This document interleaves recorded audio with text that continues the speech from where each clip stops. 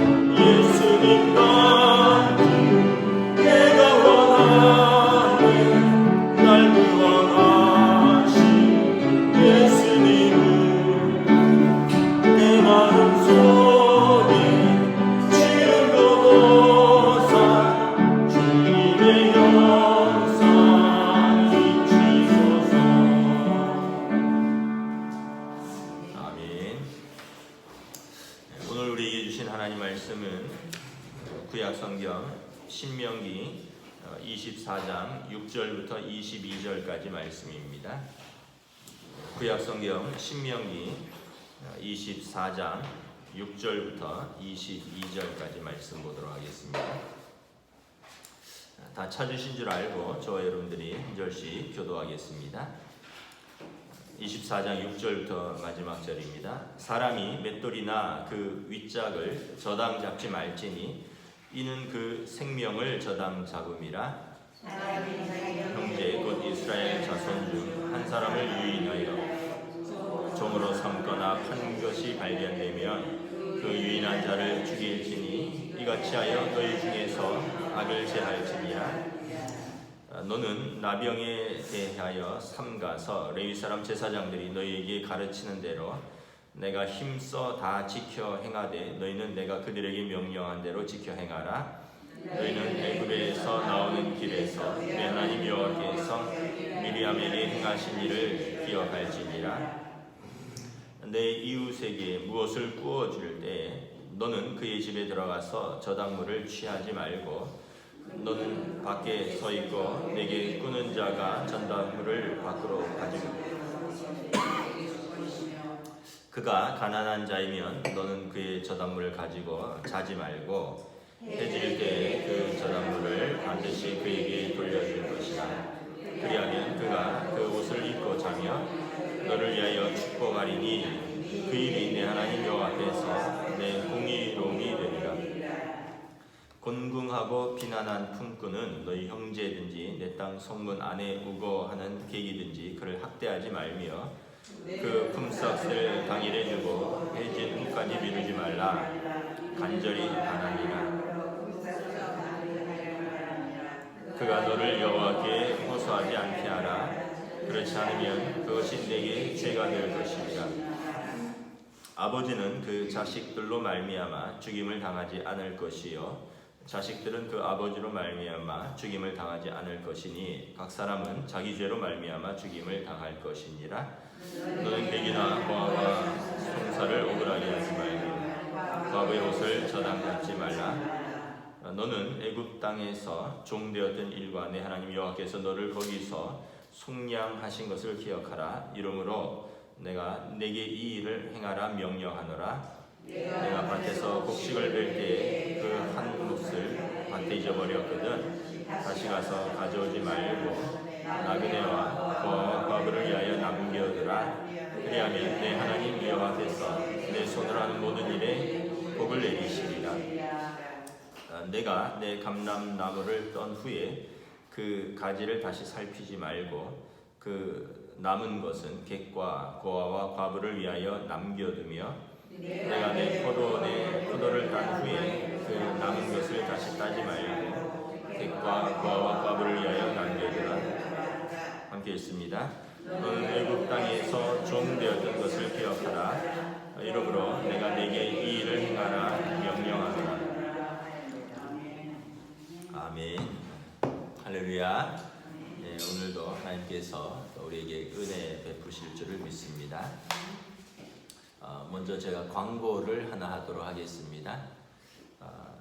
저희 교회가 속한 평남도의 봄 총회가 1박 2일로 이제 지방에서 있습니다. 제가 노예 임원이기도 하고 또 뭐 목사 안수라든가 회의라든가 여러 가지를 또 참여해야 되고 진행해야 되기 때문에 새벽기도 목요일 금요일 새벽기도는 서명보 목사님께서 인도를 해주시겠습니다. 그래서 오늘 영상으로 새벽기도를 드리시는 분들은 목요일 금요일 새벽기도가 영상으로 올라오지 않는다는 것을 기억하시고 우리 부교육자가 진행을 하게 됩니다. 오늘 말씀은 주님의 마음을 품고 삽시다라는 제목으로 말씀을 전하겠습니다. 이스라엘 공동체는 하나님의 백성이기에 하나님의 마음을 품고 살아야 합니다. 먼저는 이 채무자에 대한 마음입니다. 우리 6절 한번 읽도록 하겠습니다. 시작.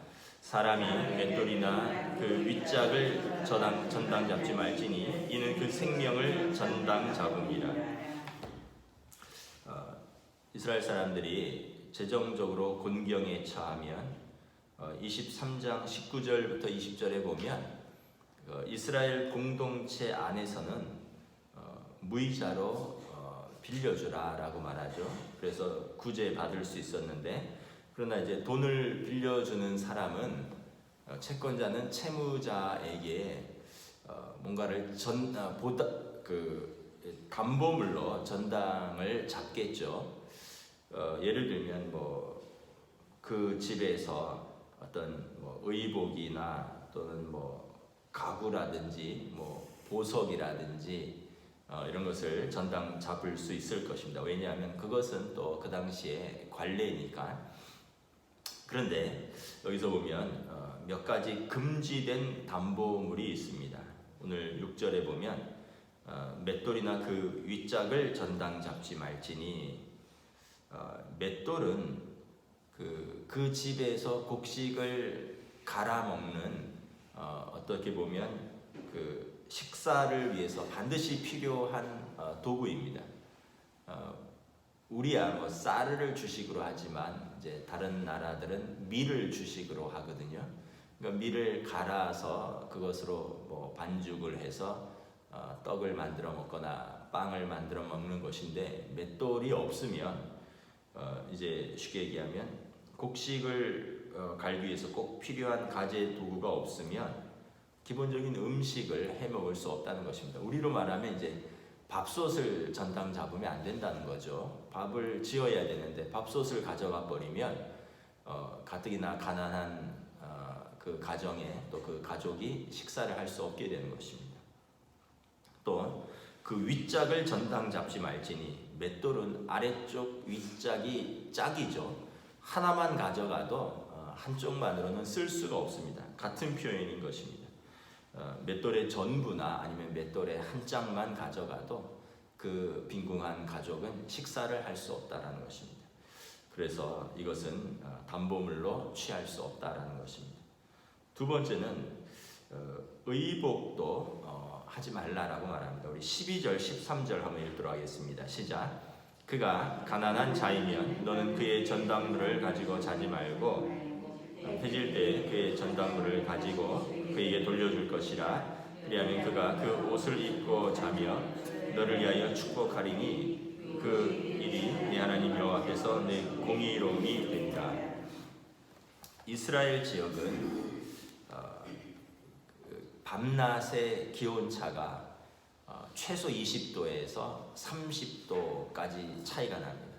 낮에는 40도가 넘고요. 사막 기후이기 때문에 밤에는 한 10도 정도로 뚝 떨어집니다. 우리가 생각할 때 10도 정도가 못 춥겠느냐.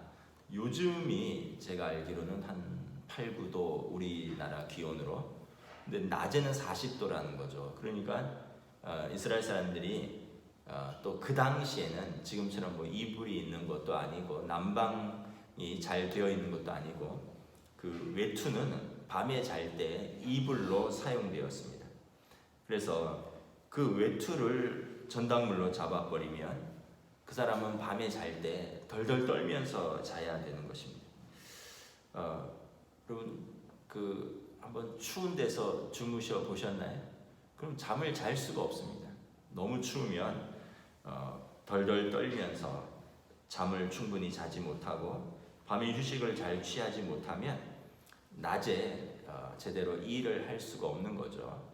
다시 말하면 이 곤궁해서 고통을 당하는데 이렇게 충분히 잠도 자지 못하고 그래서 또 육체적으로 고통을 당하고 결과적으로 열심히 일해서 빚을 갚아야 되는데 그래서 몸에 병이라도 나면 일을 하기도 어렵고 그래서 오늘 13절에 보면 옷을 저당 잡았다면 해질 때는 그 옷을 돌려주라 라고 말합니다.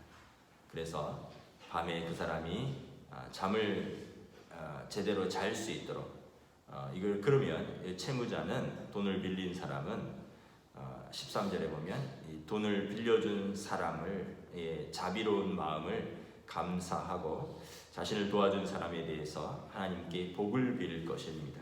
그러면 그의 기도는 돈을 빌려준 것 이상의 하나님 앞에서의 또 은혜를 얻는 것이죠. 그래서 돈을 빌려줄 수도 있고 담보물을 잡을 수도 있지만 하나님의 마음을 품고 살라라는 것입니다. 뭐 이렇게 밥솥 같은 거, 맷돌 같은 거, 또 꼭 이불을 덮고 자야 되는 그런 것들을 잡는 것은 하나님 앞에서 합당하지 않다라고 말합니다. 17절에도 보면 과부의 옷을 취하지 말라라고 말합니다. 우리 17절 한번 읽도록 하겠습니다. 시작. 너는 객이나 고아의 송사를 억울하게 하지 말며 과부의 옷을 전당 잡지 말라. 그래서 여러분 하나님께서는 이렇게 약한 사람들, 객, 나그네죠. 고아, 아버지 없는 자녀죠. 과부, 남편 없는 사람이죠. 이런 사람들의 연약함을 이용해서 또 그런 옷을 전당 잡으면 그러면 하나님께서 너희에게 은혜 베푸신 것을 너희가 잊어버린 삶이다 라는 것입니다. 자, 그래서 또 하나는 이 하나님께서 이 돈을 빌린 사람의 물건뿐만 아니라 그 사람의 감정도 소중하게 생각을 하신다는 것입니다. 10절 11절 한번 읽도록 하겠습니다. 시작. 내 이웃에게 무엇을 구워줄 때 너는 그의 집에 들어가서 전당물을 취하지 말고 너는 밖에 서 있고 내게 꿈꾸는 자가 전당물을 밖으로 가지고 나와서 내게 줄 것이며. 돈을 빌려주면 아까 전당물을 취할 수 있다 그랬잖아요. 그러면 그 집에 채권자가 들어가서 뭐를 가져갈 게 있나 하고 안으로 들어가지 말라라는 것입니다. 밖에 서서 기다리고 돈을 빌린 사람이 내가 이것을 담보로 제공하겠습니다라고 가지고 나올 때까지 밖에서 기다리라는 것입니다. 여러분 뭐 TV 같은 데 보면 법원에서 차압 결정이 내려지면 집달리라 그러나요? 이걸 집행하는 사람들이 빨간 딱지를 가지고 막 구두발로 방에 들어와서 뭐 가전제품, 뭐 냉장고, 뭐 장롱에다 막 그거 딱딱 붙이지 않습니까? 그걸 떼도 안 되고 그걸 처분해서도 안 되고 그러면 이제 큰 벌금을 맞게 되는 거죠. 여러분 그러면 그것을 바라보는 그 가족들 또 어린 자녀들이 있다면 그 마음이 어떻겠습니까? 우리 아버지가 망했구나. 또는 그렇게 충격이지 않겠습니까? 낯선 사람들이 들어와서 자기 집에 어떤 물건들을 담보물로 막 가져가는 것을 본다면. 그래서 이스라엘에는 빌려줄 수도 있고 그 빌려준 것을 담보로 물건을 받을 수도 있지만 채무자의 집에 직접 들어가는 것은 하나님께서 엄격하게 금한다는 것입니다. 하나님은 궁궁한 사람의 빈곤함뿐만 아니라 그 사람의 감정에도 관심을 가지고 계십니다.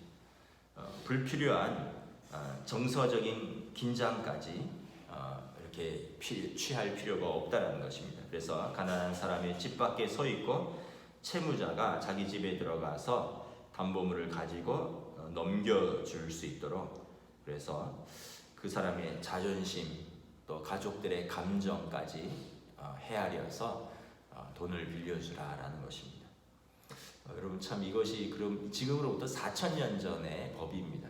얼마나 하나님께서 이스라엘 공동체를 세밀하게 보살피는지 알 수 있는 거죠. 다음은 이제 약자들에 대한 보호에 대해서 말씀을 합니다. 특별히 유괴에 대해서 말씀합니다. 우리 7절 함께 읽습니다. 시작. 사람이 자기 형제 곧 이스라엘 자손 중 한 사람을 유인하여 종으로 삼거나 판 것이 발견되면 그 유인한 자를 죽일지니 이같이 하여 너희 중에서 악을 제할지니라. 그때도 유괴가 있었겠죠. 지금도 있지만 그 당시는 유괴를 하여서 아마 어디 데려가서 종으로 노예로 삼았을 것입니다. 뭐 우리도 가끔 신문지상에 뭐 데려가서 어디 뭐 원양어선에 뭐 새우잡이로 남자들을 판다거나 뭐 여성들을 매춘에 판다거나 뭐 이런 유괴 소식이 있지 않습니까? 하나님은 이러한 범죄는 사형이다 분명하게 말씀하고 있습니다. 남을 유괴한 자는 이스라엘 자손 중에서 한 사람을 유괴한 것이다. 자기 형제를 유괴한 것이다. 그는 죽여서 너희 중에서 이 같은 악을 제할지니라. 이것은 언약 공동체에 합당하지 않다는 것입니다. 다른 사람의 생명을 후려서 금전적 이득을 취하는 자는 하나님께서 그 생명을 빼앗으시겠다는 거죠. 그래서 하나님에 대한 반역과 하나님의 공의를 직접 공동체에 세우라는 것입니다. 우리가 이렇게 지나가다 보면 그 현수막 제가 몇 번 언급을 했는데 요즘도 보면 그 현수막이 있더라고요. 잃어버린 딸 송혜이를 찾습니다. 99년에 중3 때 잃어버린 딸입니다. 무려 22년이 흘렀습니다. 지금 아마 살아계시다면 뭐 거의 중3 때 잃어버린 딸이 거의 38, 뭐 한 40 가까이 돼가는 거죠. 그래도 그 그 부모는 포기할 수 없는 것입니다. 전국을 떠돌면서 조그만 픽업 트럭에서 뭐 물건을 팔거나 이러면서 돈이 생기면 무조건 그 돈으로 전단지를 만들고 현수막을 교체하는 데 사용한다라고 합니다. 여러분, 잃어버린 그 부모의 마음은 어떠하겠고 또 그렇게 납치당한 당사자의 마음은 어떠하겠습니까? 그래서 하나님께서는 이스라엘 공동체에서는 이것은 사형이다 라는 것을 법으로 딱 정해서 누구도 그러한 악에 이제 가담하지 못하도록 명령하는 것입니다. 그 다음에 이제 공동체를 질병으로부터 보호하는 것입니다. 우리 8절 9절 함께 읽도록 하겠습니다. 시작. 너는 나병에 대해서 삼가서 레위 사람 제사장들이 너희에게 가르치는 대로 내가 힘써 다 지켜 행하되 너희는 내가 그들에게 명령하는 대로 지켜 행하라. 너희는 애굽에서 나오는 길에서 내 하나님 여호와께서 미리암에게 행하신 일을 기억할지니라. 그 당시에는 이제 모든 전염병을 나병이라고 표현을 합니다. 그 당시는 이제 신정일치, 그 종교와 정치가 일치된 사회이기 때문에 제사장이 재판관도 하고 또 공중보건의도 겸하는 그런 직책이었습니다. 그래서 어떤 전염병이 발생하면 제사장에게 데리고 와서 어떤 절차를 걸쳐서 이것이 전염병인지 아니면 전염되지 않는 것인지 판단을 하고, 만약에 전염병이라면 격리시키는, 레위기에 보면 정결법전에 그것이 나와 있습니다.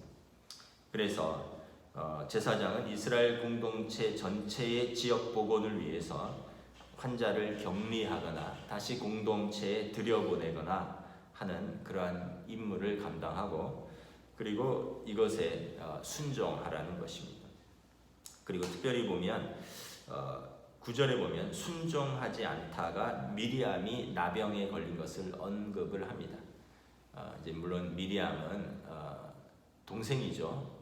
모세에게 하나님이 너에게만 그런 권위를 주셨느냐, 하나님이 우리와는 말씀하지 않으셨느냐 하면서 모세의 권위에 대항하다가 하나님께서 진노하여 미리암에게 나병으로 벌을 내리신 것인데, 이것은 이제 또 이스라엘 공동체의 권위자에 대한 순종에 대한 말씀이기도 합니다. 여러분, 지금 코로나19로 인해서 전 세계가 고통당하고 있죠. 매일 여러분 보건복지부 장관이나 관계자들, 질병관리본부장이 방역 브리핑을 합니다. 근데 여기에 순종하지 않으면 어떻게 되겠습니까? 가지 말라는데 가고 생활 방역을 하라는데 지키지 않고, 그러면 어떻게 이것이 전염되고 확산되겠죠. 그래서 잡혀가다가도 또 뭐 이태원 말 나이트클럽에서 젊은이들이 뭐 춤추고 술 먹는데 마스크 쓰고 춤추기는 또 어렵잖아요. 그러니까 그 안에서 확산되고, 또 여기에 간 것을 또 이것이 약간 또 다른 일반적인 나이트클럽이 아니다 보니 이것을 또 숨기려고 하다가 또 이것이 주변 사람들에게 감염되고, 뭐 신천지도 마찬가지죠. 사이비 종교 집단에 갔던 것을 숨기려고, 결과적으로는 그 공동체의 방역 지침을 어기면 자신도 위험하고 전체를 위험에 빠뜨리게 되는 것이죠.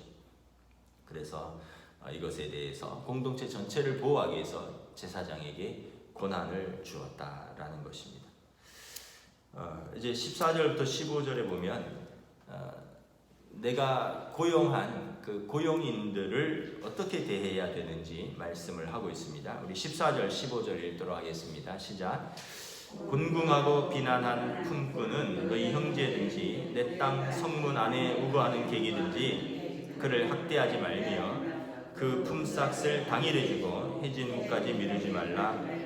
이는 그가 가난함으로 그 품삯을 간절히 바람이라. 그가 너를 여호와께 호소하지 않게 하라. 그렇지 않으면 그것이 내가 주에게 될 것이니라. 인간은 이제 죄성을 가지고 있죠. 그래서 탐심이 있습니다. 어느 정도 벌면 더 벌고 싶고, 어느 정도 가지면 더 가지고 싶고, 또 어느 정도의 권력이 있으면 아마 다른 사람을 또 더 부리고 싶은 그런 마음들도 있을 것입니다. 그렇지 않으면 하나님께서 우리 안에 그 선한 것만 있다면 예수님께서 십자가에서 죽으실 일이 없겠죠. 우리 안에 악한 것이 있기 때문에 그런 탐욕과 아까도 말했지만 다른 사람을 후리는 것, 다른 사람을 모질게 대하고 남에게 아주 못되게 하고 남의 권리를 빼앗고 이런 것들은 하나님께서 원하시지 않는 것이다라는 거죠. 오늘도 보면 사람을 고용을 했습니다. 그러면 그 사람에게 당일에 품삯을 주라는 것입니다. 율법은 품꾼이 생활비를 버는 그 해가 지기 전에 임금을 받아서 그 가난한 품꾼이 굶주린 자기 가족을 위해서 집에 가져갈 음식을 살 수 있어야 된다라는 것입니다. 하나님은 월급 봉투에도 관심이 있으신 것이죠. 그런데 이것은 고용주에게 곤궁하고 비난한 품꾼에 대해서 적절하게 대하라는 것입니다. 그를 14절 하반절에 보면 학대하지 말고 15절에 보면 해질 후에까지 미루지 말고 신속하게 그가 해야 할 의무를 감당하므로 그가 노동력을 제공을 했으니까 그에게 합당한 임금을 제때에 제공하라라는 것입니다. 만약 이와 같이 하지 아니해서 빈곤에 처한 일꾼이 자신의 고용주에 대해서 하나님 앞에 호소하면 그는 율법을 범한 것은 물론이거니와 하나님 앞에서 그 때문에 흘렸던 눈물들, 그러한 사연들을 하나님이 들으신다라는 것입니다. 결국 그 고용주는 그 탐욕에 대해서, 그 죄에 대해서 하나님께 책임을 져야 한다는 것입니다. 고용주가 자신의 의무를 소홀히 하면 그 가난한 사람의 가족은 굶주리게 되고 그는 하나님께 부르짖을 것이며 하나님은 그 가난한 자의 부르짖는 소리를 간과하지 않을 것이다 라는 것입니다. 아까 말씀에 그 해질 때의 13절에 그 저당 잡은 옷을 돌려주면 그 사람은 채무자의 그 채권자의 그 자비를 감사하면서 하나님 앞에 축복한다 그랬습니다.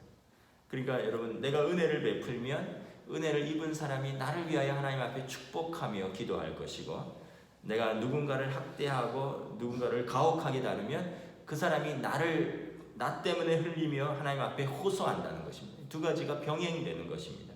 그래서 우리가 누군가를 어떻게 대하느냐는 그 사람에게 직접적인 관계이기도 하지만 나아가서 하나님과의 관계입니다. 하나님, 내 억울함을 들어주십시오. 근데 그 당사자가 나라면 여러분, 우리가 하나님 앞에서 큰 죄를 짓는 것입니다. 우리가 누군가에게 은혜를 입혀서 그 사람이 나는 은혜를 갚을 수 없지만 하나님께서 대신 그 은혜를 갚아주시옵소서 한다면, 여러분, 나는 그 사람에게 은혜를 베풀었지만 하나님께서 그를 통하여 나에게 은혜를 베푸실 것이다 라는 것입니다. 그러니까 이것은 개인적인 문제일 뿐만 아니라 하나님 앞에서의 문제라는 것을, 관계라는 것을 깨닫는 것입니다. 16절에 보면 이 연좌제에 대해서 이야기를 합니다. 우리 16절 한번 읽도록 하겠습니다. 시작. 아버지는 그 자식들로 말미암아 죽임을 당하지 않을 것이요 자식들은 그 아버지로 말미암아 죽임을 당하지 않을 것이니 각 사람은 자기 죄로 말미암아 죽임을 당할 것이니. 고대 사회에서는 이 범죄에 대한 처벌이 매우 잔인했습니다. 매우 부당하고 그리고 보복적이었습니다. 그래서 어떤 사람이 누군가에게 손해를 끼쳤거나 해를 입혔으면 그 당사자뿐만 아니라 그 가족에게까지 복수가 자행되었습니다. 그의 아내, 그의 자녀 또는 그에게 포함된 종들, 또 그와 관계된 친족들까지.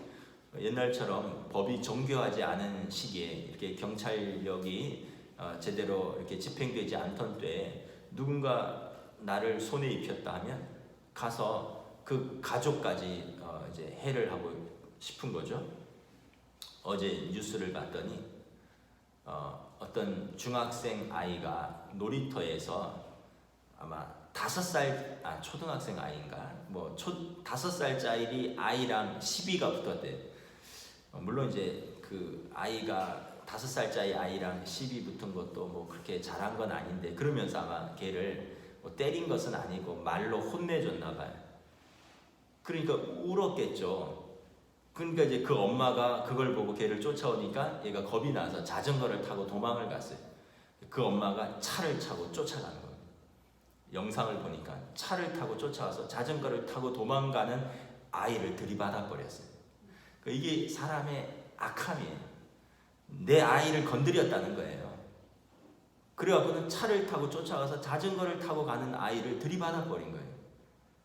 그러니까 여러분 이렇게 법이 엄격하지 않으면 이제 그 엄마는 순간적인 자신의 감정을 컨트롤하지 못해서 이제 그것도 스쿨존입니다. 학교 앞에 횡단보도에서 민식이법이 지금 발효됐는데 이 스쿨존에서 초등학생인지 중학생인지를 자전거로 고의로 들이받은 것이 이제 인정이 되면 그 엄마는 아주 심한 처벌을 받게 되는 거죠. 그러니까 감정, 자기의 그런 복수 감정 때문에 이런 일들이 고대 사회에서는 공공연하게 일어난 것이죠. 하나님은 엄격하게 금지하는 것입니다. 아들 때문에 부모가 벌을 받지 않을 것이다. 부모 때문에 자식이 해를 입지 않을 것이다. 그 사람은 자기 죄는 자기가 감당할 것이다. 서로 간의 피해 복수를 금지시키는 것입니다. 마지막으로 17절부터 22절은 약한 자에 대한 보복을 금지하는, 보호하는 것입니다. 뭐 내용이 이제 중복되기 때문에 다 읽지는 않겠습니다. 그러나 하나만 읽도록 하겠습니다. 우리 21절, 22절 함께 읽겠습니다. 시작. 내가 내 포도원의 포도를 딴 후에 그 남은 것을 다시 따지 말고 객과 고아와 과부를 위하여 남겨두라. 너는 애굽 땅에서 종 되었던 것을 기억하라. 이러므로 내가 내게 이 일을 행하라 명령하노라. 하나님은 고아의 아버지이고 과부의 남편이시고 나그네의 친구이십니다. 그 사람들이 가뜩이나 약한데 그 사람들을 억울하게 하지 말라는 것입니다.